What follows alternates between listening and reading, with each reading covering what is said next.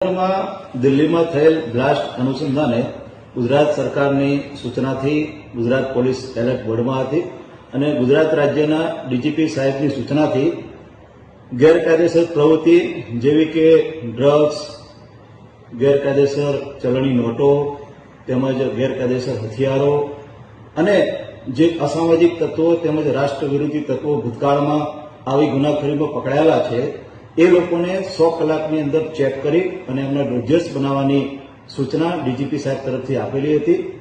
आ सूचना अनुसंधाने सूरत रेंजना पोलीस महानिदेशक श्री करणबीर सिंह साहेब તેમજ વલસાડ जिल्लाना पोलीस अधीक्षक श्री युवराज सिंह जाडेजा साहेबनी सूचनाथी वलसाड जिल्लानी तमाम पोलीस स्टेशननी अलग अलग टीमों आ प्रकारना असामाजिक तत्वों તેમજ राष्ट्र विरोधी प्रवृत्तिमां संडोवायेला ईसमोने चेक करवानी झुंबेश हाथ धरवामां आवेली अने आ 100 कलाकनी अंदर वलसाड जिल्ला पोलीस द्वारा आशरे 250 जेटला लोकोने चेक करवामां आवेला छे अने आ कामगीरी दरमियान डुंगरा पोलीसने माहिती मळेल के डुंगरा पोलीस स्टेशन विस्तारना छीरी विस्तारमां आवेल ईसमो पासे गैरकायदेसर हथियारो छे।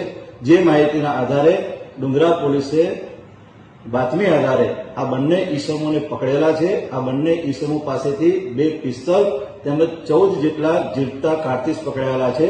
જે બંને ઈસમ પકડાયેલા છે તે પૈકી એકનું નામ છે ફિરોજ અંસારી, જે મૂળ યુપીના અયોધ્યા જિલ્લાનો રહેવાસી છે। બીજો ઈસમ છે જેનું નામ છે બીપી મંડલ, જે મૂળ બિહારના બાંકા જિલ્લાનો રહેવાસી છે। ફિરોજ અંસારી છે એ છીરી વિસ્તારમાં દરજી કામ કરે છે અને બીપી મંડલ છે જે પ્રાઇવેટ કંપનીમાં નોકરી કરે છે। આ બંને ઈસમો आ गैरकायदेसर हथियारों पिस्तल और जीवता कारतीस क्यांथी लाव्या था, केवी रीते लाव्या था, एनो शुं उपयोग करवाना था, आ बाबतनी तपास करवा माटे डुंगरा पोलीसे आ बंने ईसमो विरुद्ध आर्म्स एक्ट मुजबनो गुनो दाखल करेल छे। बंने ईसमोनी धरपकड़ करेल छे अने बंने ईसमोना रिमांड मेळवी अने आगळनी तपास चालुमां छे। वापीनो इतिहास जोता आ केटलो गंभीर गुनो कही शकाय?